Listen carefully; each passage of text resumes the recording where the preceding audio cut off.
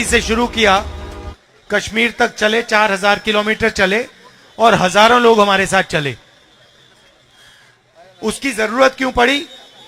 क्योंकि जो मीडिया है वो 2-3 बड़े उद्योगपतियों के हाथ में है, वो पूरी की पूरी उनके कंट्रोल में है, तो जो जनता के मुद्दे हैं वो उठाते नहीं है।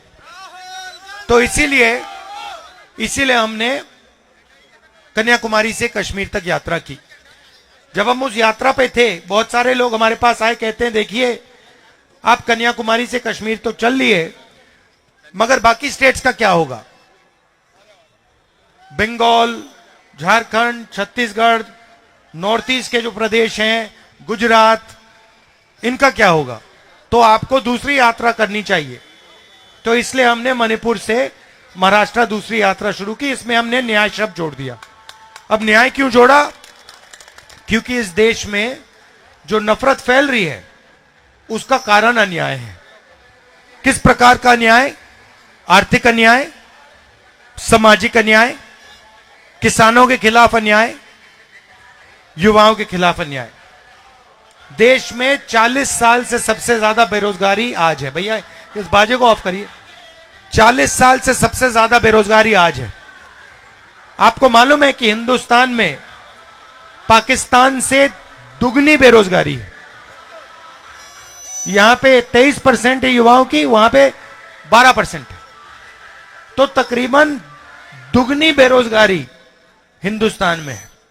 बांग्लादेश से ज्यादा है, भूटान से ज्यादा है।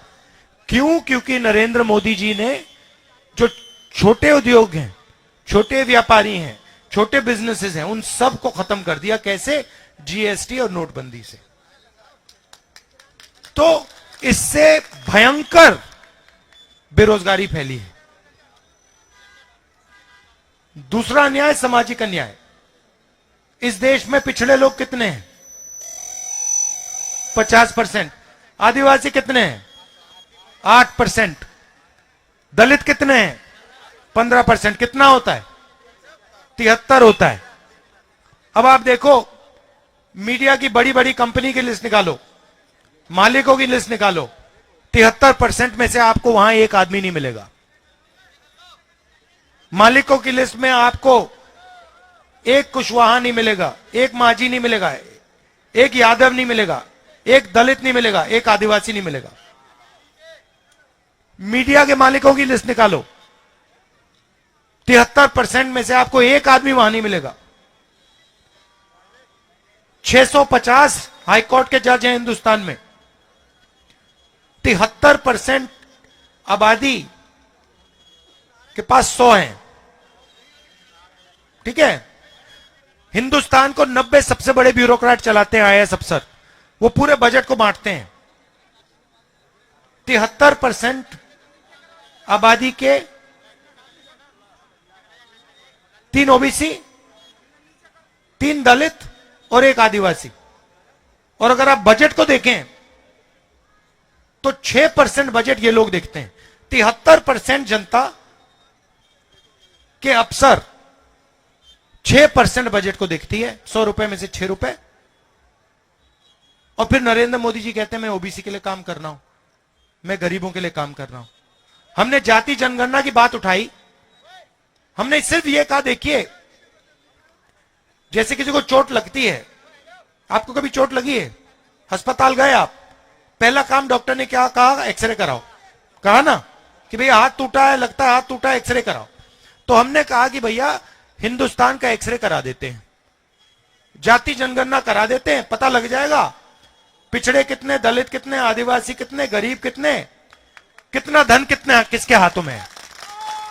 अब इसका तो किसी को इतराज नहीं हो सकता, किसी को इतराज नहीं हो सकता कि हम कह रहे हैं भैया देश का एक्सरे कराओ, पता लगाओ धन किसके हाथ में है, पूरे के पूरे एसेट्स किसके हाथ में, अदानी के हाथ में कितना है, गरीब जनरल कास्ट के हाथ में कितना है, पिछड़ों के हाथ में कितना है, दलितों के हाथ में कितना है। नरेंद्र मोदी जी कहते हैं नहीं, हिंदुस्तान में तो कोई जात ही नहीं है, 2 ही जात है, एक गरीब है, एक अमीर है। अच्छा, अगर 2 ही जात है तो फिर आप ओबीसी कैसे हो गए? पहले आप कहते थे हम ओबीसी हैं, हम ओबीसी हैं, हम ओबीसी हैं। अब हमने एक्सरे की बात की, जाति जनगणना की बात की, आप कहते हो भैया इस देश में तो ओबीसी है ही नहीं, पिछड़े है ही नहीं, सिर्फ 2 जात हैं। क्यों? क्योंकि आप डरते हो, आप नहीं चाहते हो कि देश की सच्चाई 73% को पता लग जाए।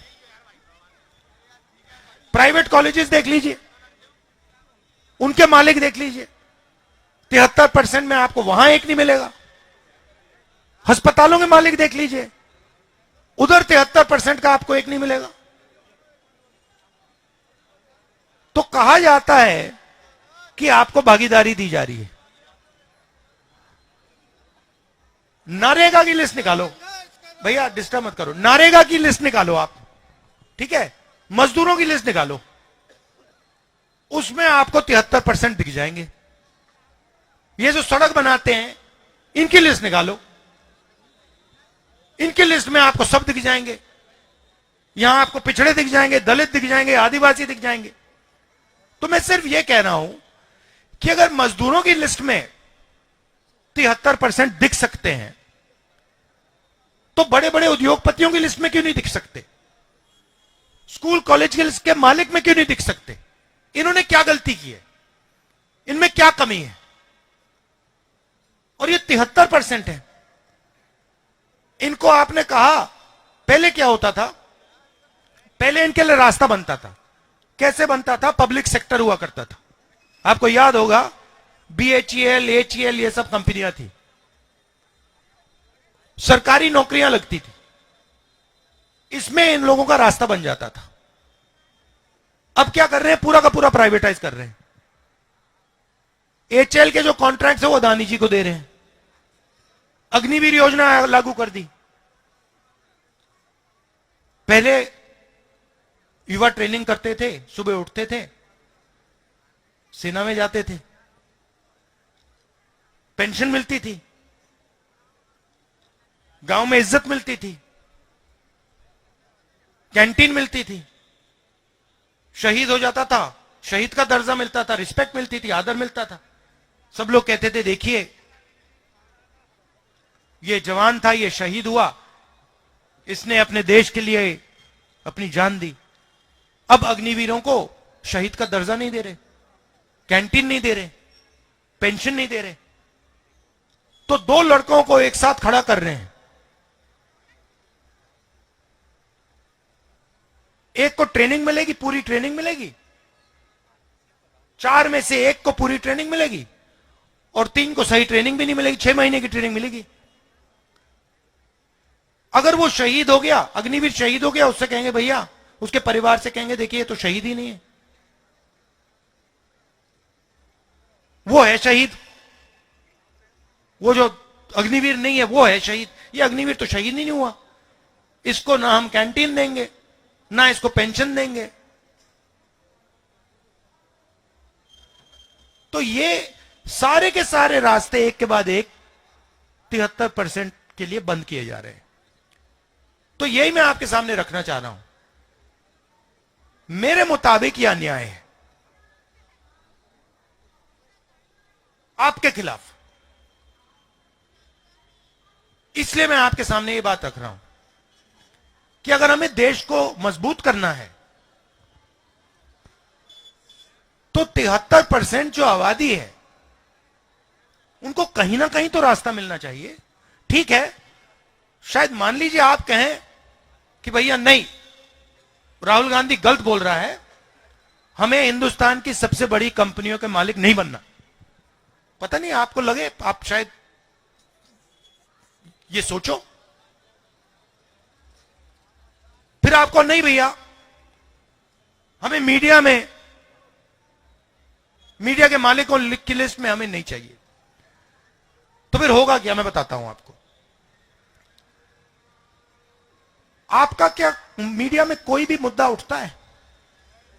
कभी आपने देखा मीडिया में, कभी आपने देखा कि भाई किसानों की बात हो रही है, मजदूरों की बात हो रही है?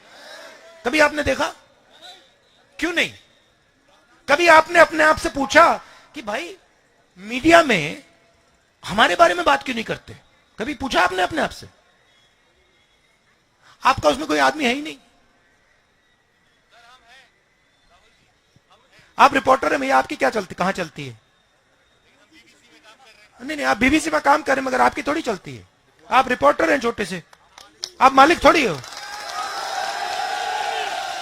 आपका नाम क्या है? हाँ, रवि। आप रावी, हाँ, आप मुझे बताओ, आपने बीबीसी में अग्निवीरों की बात की? अच्छा, और बीबीसी अदानी की कंपनी है क्या? किसकी है?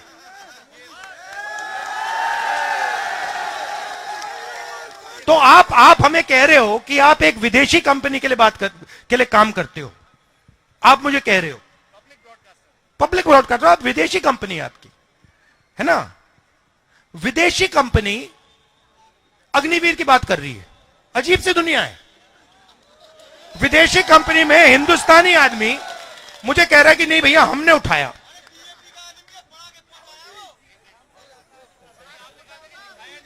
नहीं नहीं नहीं, आप विदेशी कंपनी, हाँ करता है बीजेपी का। ये बीजेपी का कार्यकर्ता नहीं होगा ये। नहीं, मगर मेरा कहना है, देखिए मजे की बात देखिए, मजे की बात देखिए, विदेशी कंपनी बीबीसी अग्निवीर का मुद्दा उठा रही है, मगर हिंदुस्तान की कोई भी मीडिया की कंपनी अग्निवीर का मुद्दा नहीं उठा रही। क्यों? क्योंकि हिंदुस्तान की कंपनियां अदानी जी जैसे 2-3 उद्योगपति के हाथ में है। तो मेरा कहना है कि आपकी बात, आपकी आवाज मीडिया में नहीं उठाई जाती। ठीक है, अब बात करते हैं लीगल सिस्टम की, कोर्ट की। ठीक है, 650 हाईकोर्ट के जज हैं, उसमें 73%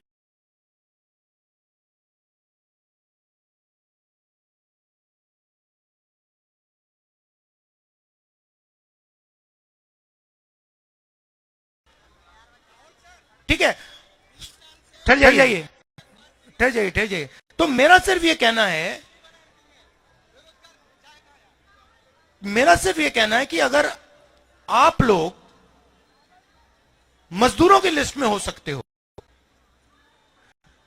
नारेगा की लिस्ट में हो सकते हो, तो आपको मीडिया वालों की लिस्ट में भी होना चाहिए, आपको बड़ी बड़ी कंपनियों की लिस्ट में होना चाहिए।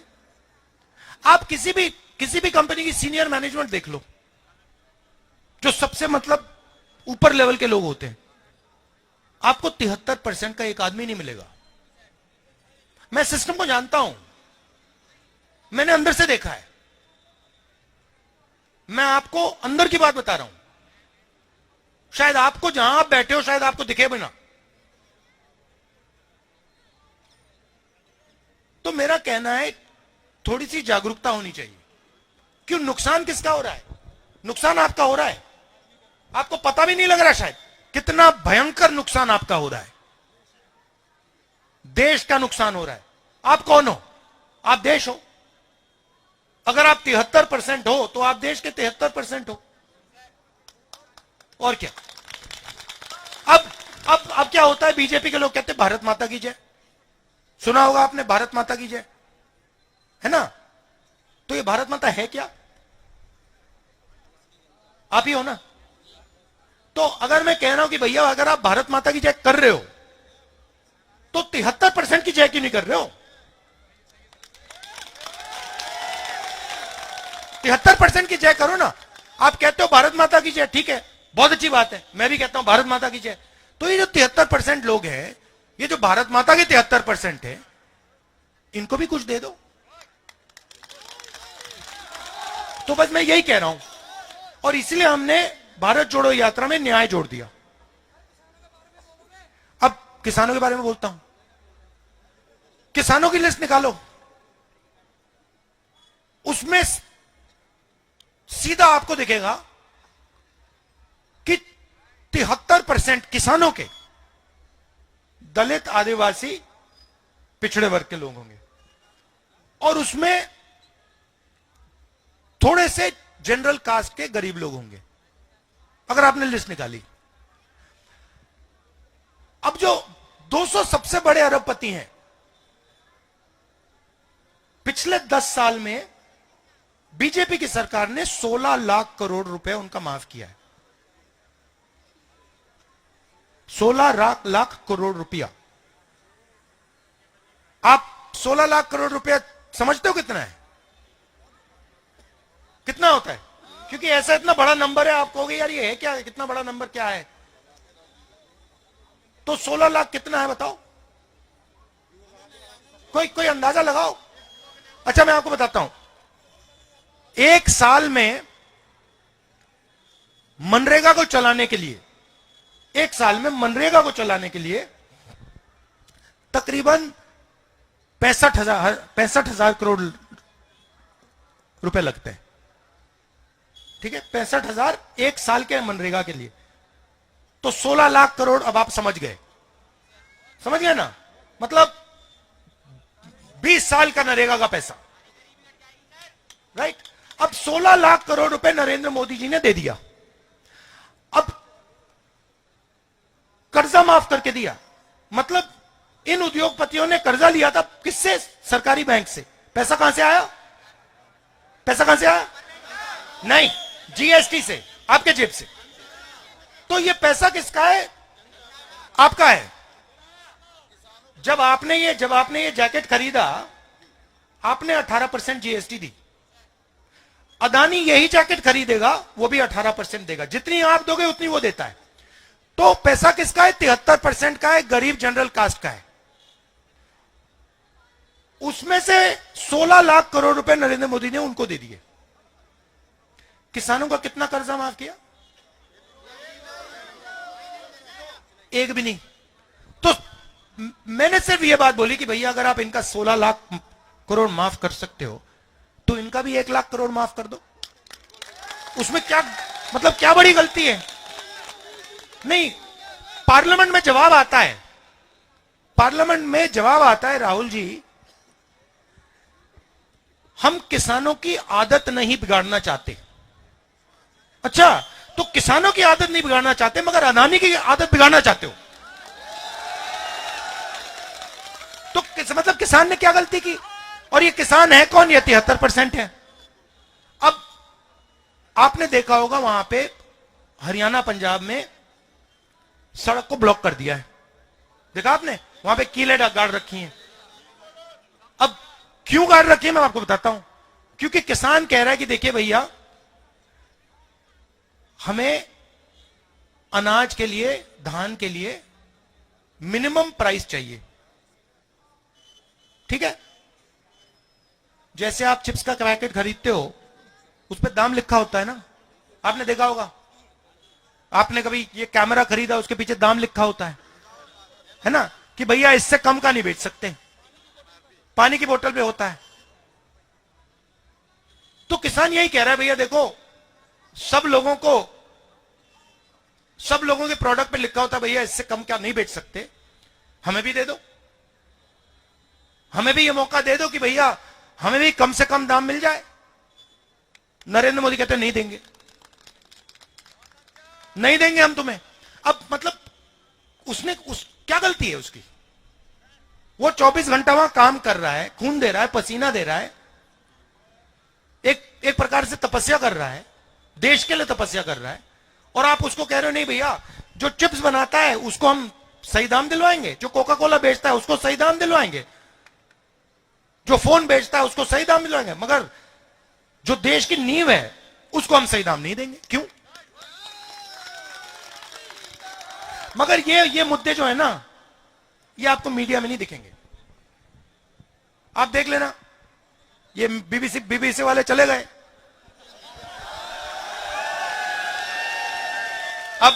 अब राहुल गांधी जो बोल रहा है वो कैसे दिखा सकता है? अब वो क्या कहेगा, आप देखा, अब जाएगा टीवी पे, आप देखेंगे अंबानी जी के बेटे की शादी हो रही है, आप देखना वहां पे धूमधाम से, मतलब मजा आ रहा है, दुनिया के लोग आ रहे हैं, सेल्फी ली जा रही है, और आप लोग यहां पे भूखे मर रहे हो। तो यही सच्चाई है, ये मैं आपके सामने रखना चाहता था। आपने इतने प्यार से मेरी बात सुनी, इसके लिए दिल से धन्यवाद।